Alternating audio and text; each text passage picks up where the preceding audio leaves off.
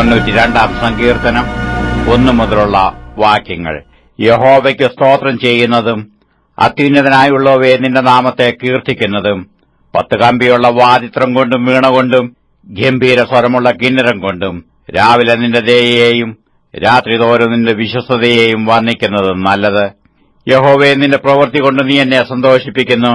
ഞാൻ നിന്റെ കൈകളുടെ പ്രവൃത്തികളെക്കുറിച്ച് ഘോഷിച്ചുല്ലസിക്കുന്നു. യഹോവയെ നിന്റെ പ്രവൃത്തികൾ എത്ര വലിയവയാകുന്നു! നിന്റെ വിചാരങ്ങൾ അത്യന്തം അഗാധമായവ തന്നെ. മൃഗപ്രായനായ മനുഷ്യൻ അതറിയുന്നില്ല, മൂഢൻ അത് ഗ്രഹിക്കുന്നതുമില്ല. ദുഷ്ടന്മാർ പുല്ലുപോലെ മുളയ്ക്കുന്നതും നീതികേട് പ്രവർത്തിക്കുന്നവരൊക്കെയും തഴയ്ക്കുന്നതും എന്നേക്കും നശിച്ചു പോകേണ്ടതിനും ആകുന്നു. നീയോ യഹോവേ എന്നേക്കും അത്യുന്നതനാകുന്നു. യഹോവേ, ഇതാ നിന്റെ ശത്രുക്കൾ നശിച്ചു പോകുന്നു. നീതികേട് പ്രവർത്തിക്കുന്ന ഏവരും ചിതറിപ്പോകും. എങ്കിലും എന്റെ കൊമ്പ് നീ കാട്ടുപോത്തിന്റെ കൊമ്പ് പോലെ ഉയർത്തും.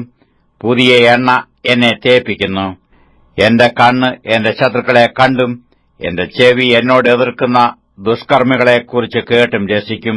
നീതിമാൻ പന പോലെ തഴയ്ക്കും, ലെബാനോനിലെ ദേവദാരു പോലെ വളരും. യഹോവയുടെ ആലയത്തിൽ നടുതലയായവർ നമ്മുടെ ദൈവത്തിന്റെ പ്രാകാരങ്ങളിൽ തഴയ്ക്കും. വാർദ്ധക്യത്തിലും അവർ ഫലം കായ്ച്ചുകൊണ്ടിരിക്കും. അവർ പുഷ്ടിവെച്ചും പച്ചപിടിച്ചും ഇരിക്കും. യഹോവ നേരുള്ളവൻ, അവൻ എന്റെ പാറ, അവനിൽ നീതികേടില്ല എന്ന് കാണിക്കേണ്ടതിന് തന്നെ.